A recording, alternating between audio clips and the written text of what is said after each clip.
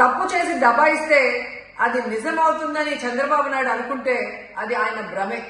జనాన్ని మాయ చేసినట్టు శ్రీవారిని మోసం చేయాలంటే కుదరదన్న విషయం చంద్రబాబు నాయుడు తెలుసుకోవాలి.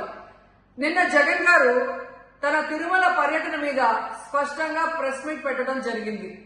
అయినా దాన్ని ఒప్పుకోకుండా చంద్రబాబు నాయుడు తప్పుల మీద తప్పులు చేస్తూ మళ్లీ మాట్లాడతాడు. జగన్మోహన్ రెడ్డి గారు తిరుమల రావడానికి భయపడుతున్నాడు, డిక్లరేషన్ ఇవ్వబడుతుంది కాబట్టి ఎస్కేప్ అవుతున్నాడు అని చెప్పి సూటిగా చంద్రబాబు నాయుడు గారికి చెప్తున్నా. చంద్రబాబు నాయుడు జగన్ గారి దమ్ము ధైర్యం గురించి రాష్ట్ర ప్రజలందరికీ బాగా తెలుసు.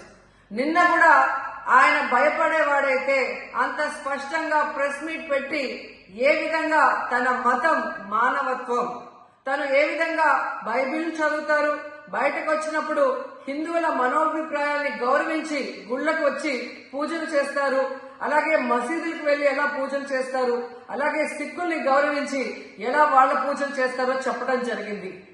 ఈ రోజు మీకు క్లియర్ గా తెలుసుకోవాల్సిన విషయం, మీకు దేవుడు అంటే భయం భక్తి లేదు కాబట్టి ఏంటనేది మీకు అర్థం కాదు. కానీ ఒక భక్తుడికి దేవుడి దగ్గరికి వెళ్ళాలి అన్నప్పుడు ప్రశాంతమైన వాతావరణంలో వెళ్ళాలనుకుంటాడు, ప్రశాంతంగా భగవంతుడిని పూజించాలని అనుకుంటాడు.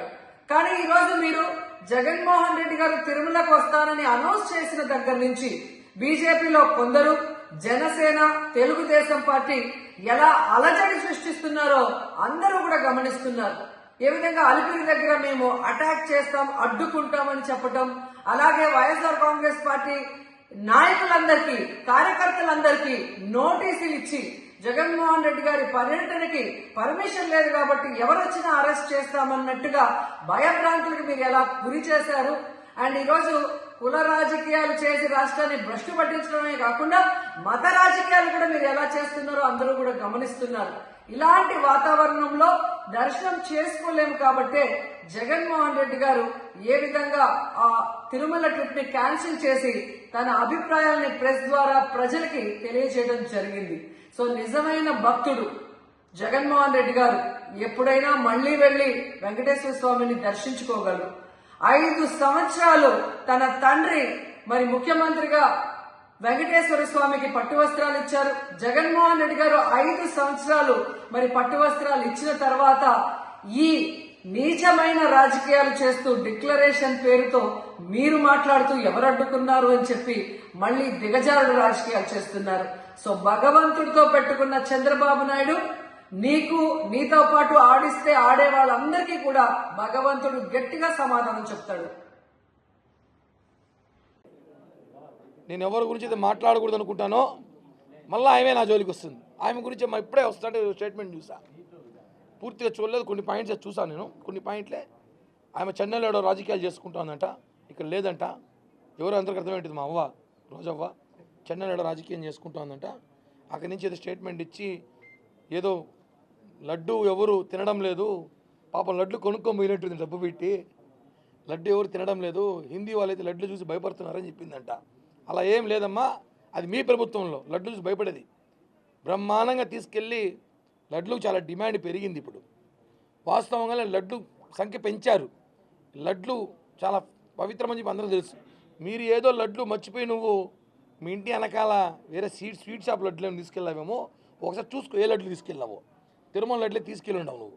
ఏదో లడ్లు అని చెప్పింది రోజవ్వ, తిరుమల లడ్లు చెప్పినట్లేదు. ఒకసారి చూసుకో అది ఏ లడ్లో, ఏమో మర్చిపోయి ఉంటావు, రాత్రి నుంచి మర్చిపోయావు, పొద్దునకి రాత్రి పొద్దున మర్చిపోతావు కాబట్టి అది ఏ తీసుకున్న లడ్లు చూసుకోమని చెప్పి కూడా ఒకసారి హెచ్చరిస్తూ, ఇంకొకసారి కానీ శ్రీవారి హిందువుల మనోభావాల విషయంలో కానీ మాట్లాడితే, ధార్మిక క్షేత్రాలతో మాట్లాడితే ఊరుకునే ప్రసక్తి లేదని చెప్పి కూడా తెలియజేస్తున్నాం.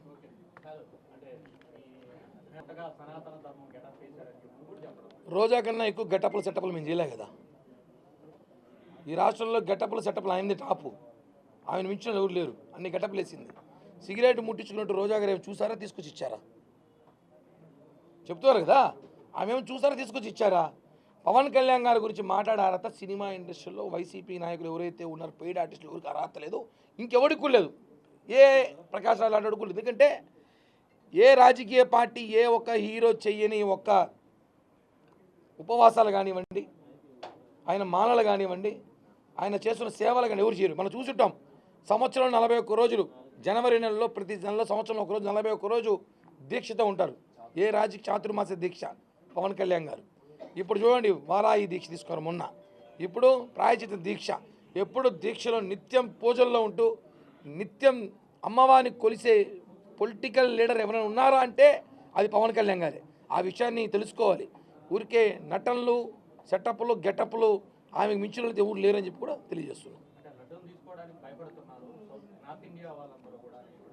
అదే ఆ లడ్డు ఏం లడ్డు తెలియదు. అక్క రాత్రి మర్చిపోయి వేరే చోట తీసుకెళ్ళిపోయిందేమో, నైట్ తీసుకెళ్ళి ఉంటుంది మర్చిపోయి.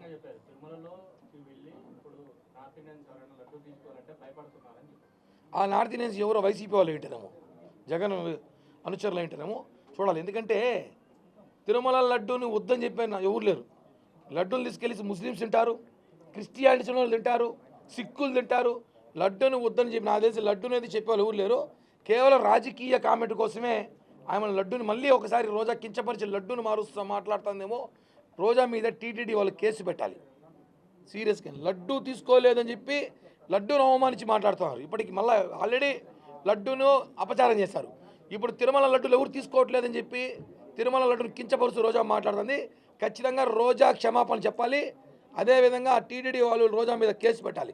అంటే చూడండి మళ్ళా రెచ్చగొడుతున్నారు, లడ్డూలు తినడం లేదు అనేసి వేరే మతాల్ని ఎంకరేజ్ చేస్తుంది రోజా. దీని మీద కూడా మేము ఖచ్చితంగా చర్చించి రోజా మీద కేసు పెట్టే ప్రయత్నం చేస్తాం.